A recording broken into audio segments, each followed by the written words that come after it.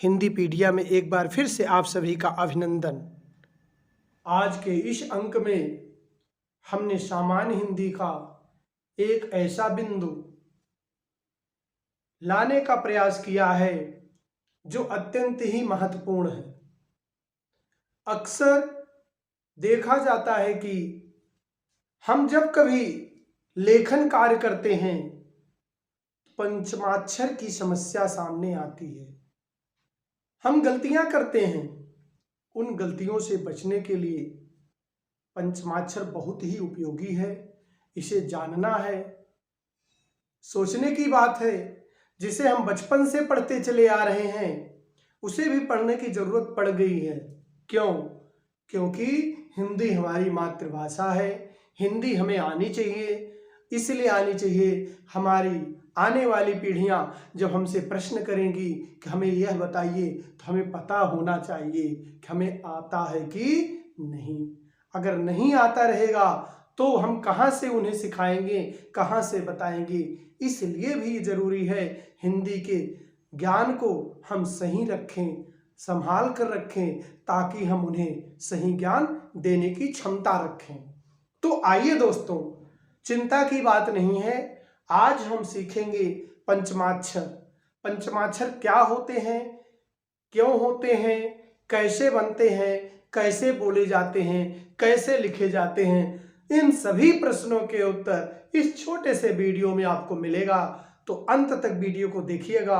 आप वीडियो को बीच में ब्रेक मत करिएगा, रोकिएगा नहीं, क्योंकि अगर आप बीच में रोक देंगे तो पूरा ज्ञान नहीं पाएंगे।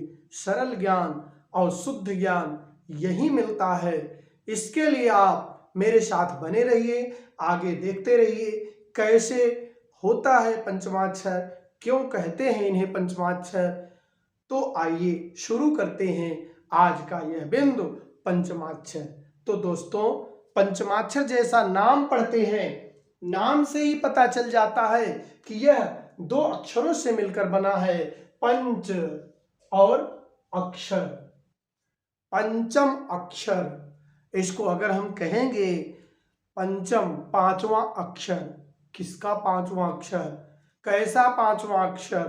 तो दोस्तों, जो हम स्पर्श व्यंजन पढ़ते हैं, क्या पढ़ते हैं? स्पर्श व्यंजन पढ़ते हैं। स्पर्श व्यंजन के पांचों वर्गों का, स्पर्श व्यंजन के पांचों वर्गों का पांचवा अक्षर।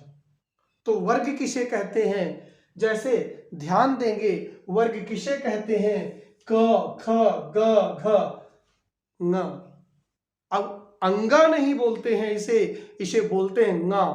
तो ध्यान से सुनिए कैसे हम उच्चारण कर रहे हैं। इस उच्चारण को ध्यान से सुनिए और सुनने के बाद आप भी अभ्यास करिए, ताकि सभी बच्चों को भी आप बता पाए कि कैसे इसका उच्चारण होता है। फिर से मेरे साथ उच्चारण करेंगे, क, ख, ग, घ, ङ।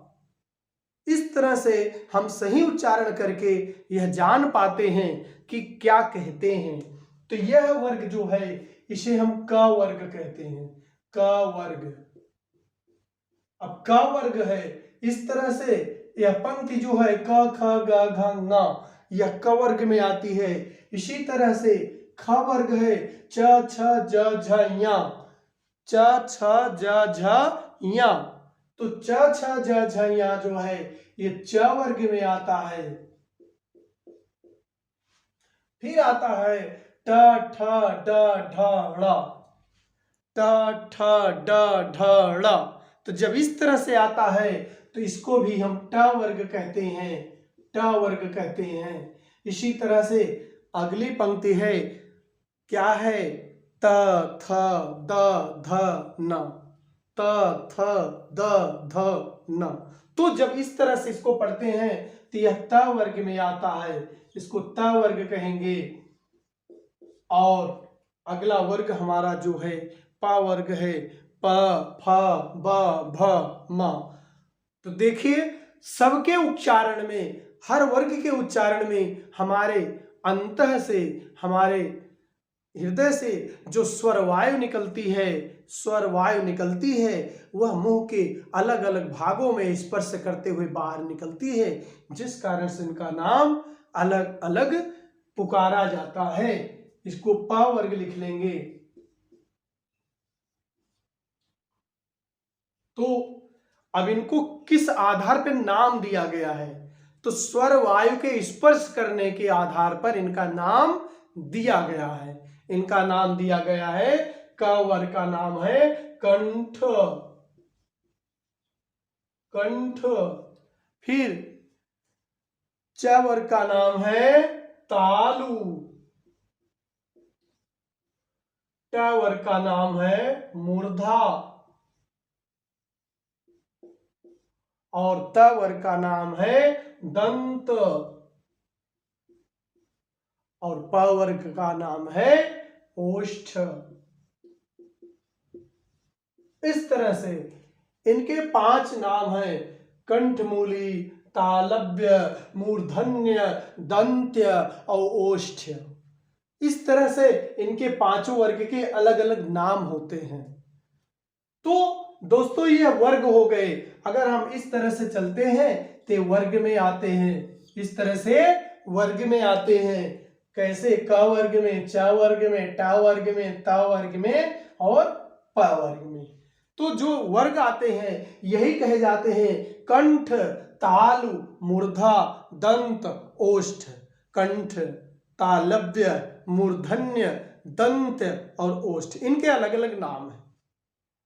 तो इनको जब हम जान जाते हैं तो पंचमाक्षर किसे कहते हैं? प्रश्न हमारे सामने यह आता है कि पंचमाक्षर किसे कहते हैं, किसे कहते हैं पंचमाक्षर?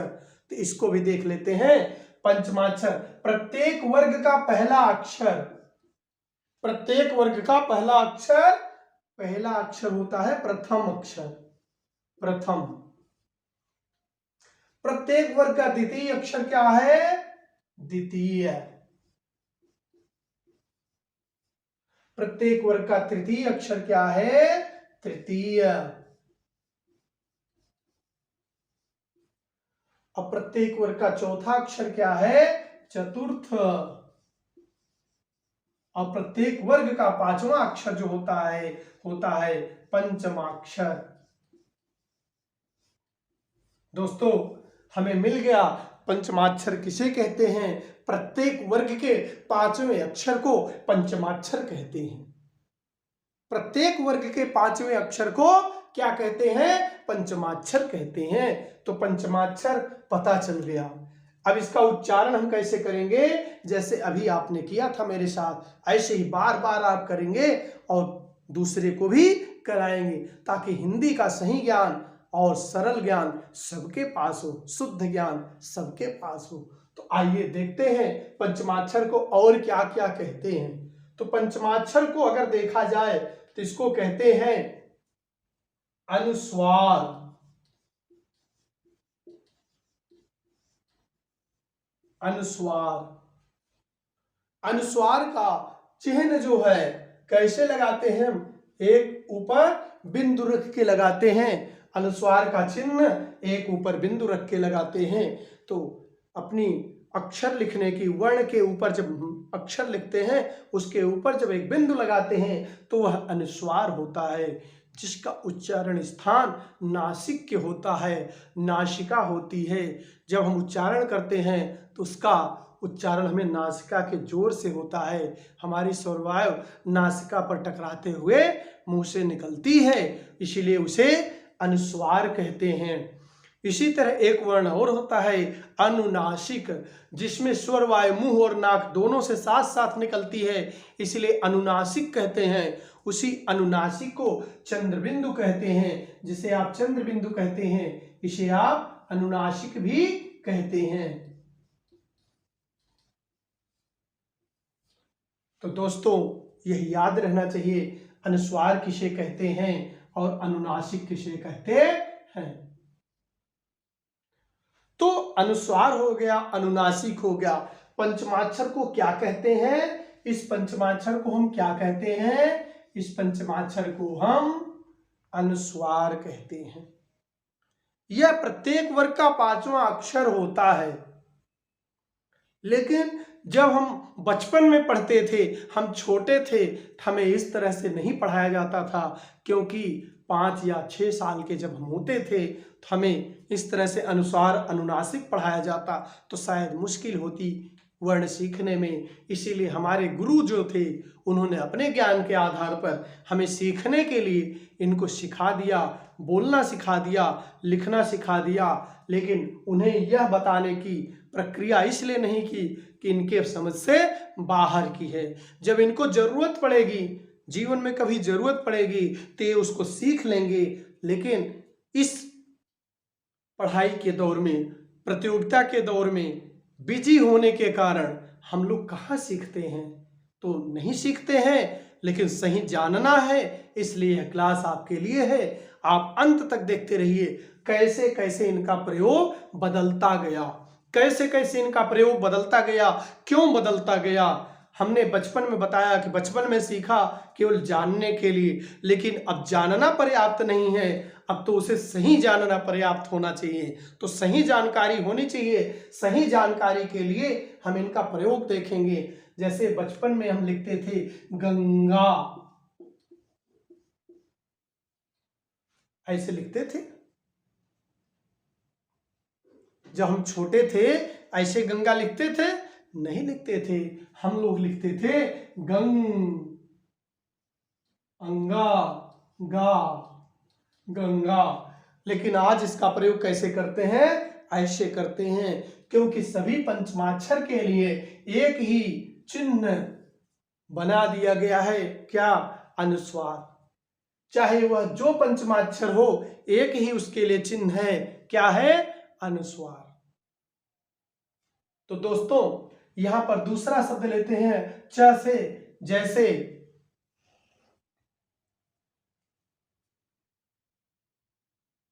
खंजन,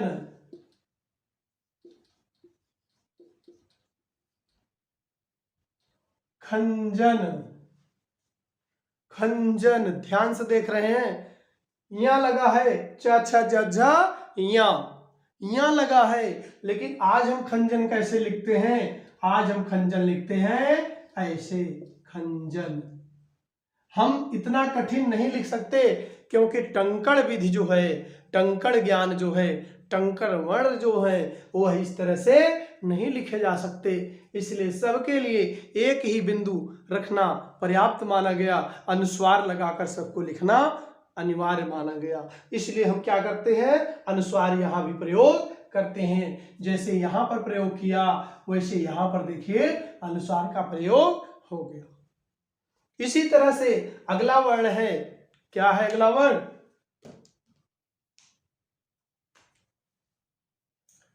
ट, ठ, ड, ढ, ड़। अगर इनका पंचमाक्षर किया जाए, जैसे डंडा लिखना है, डंडा, यह तो टंकण विधि में लिखा जाता है। लेकिन पहले कैसे लिखा जाता था? डंडा।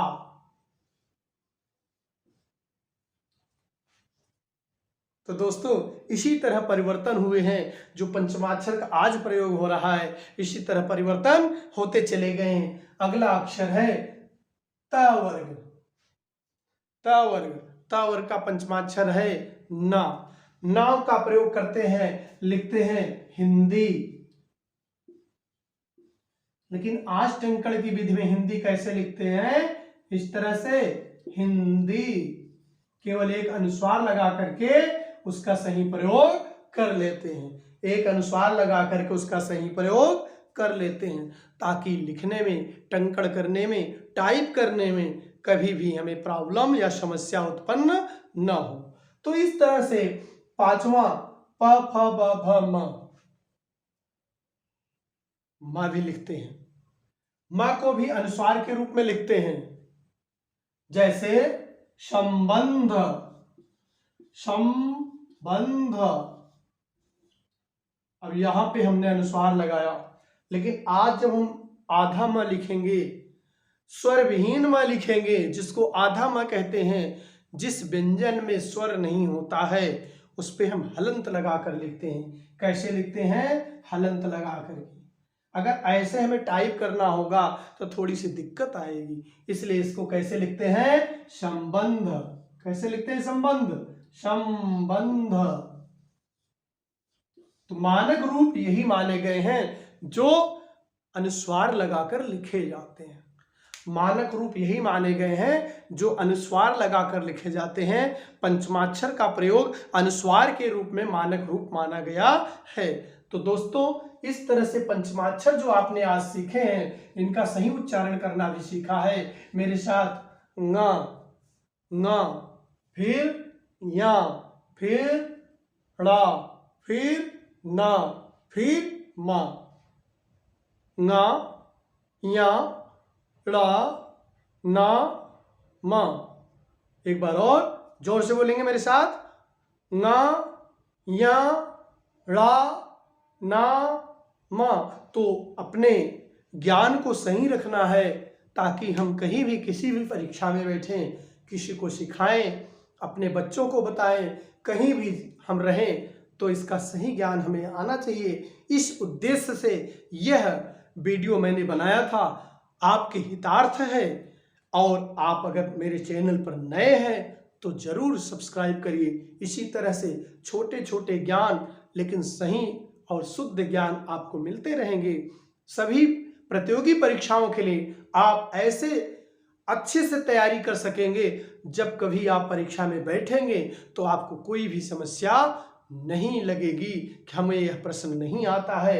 हिंदीपीडिया आपके साथ सहर्ष तैयार रहता है, हमेशा आपके लिए, आपके उद्देश्य के लिए, आपके लक्ष्य प्राप्ति के लिए, आपके कर्म फल प्राप्ति के लिए हिंदीपीडिया सदैव ही तत्पर है।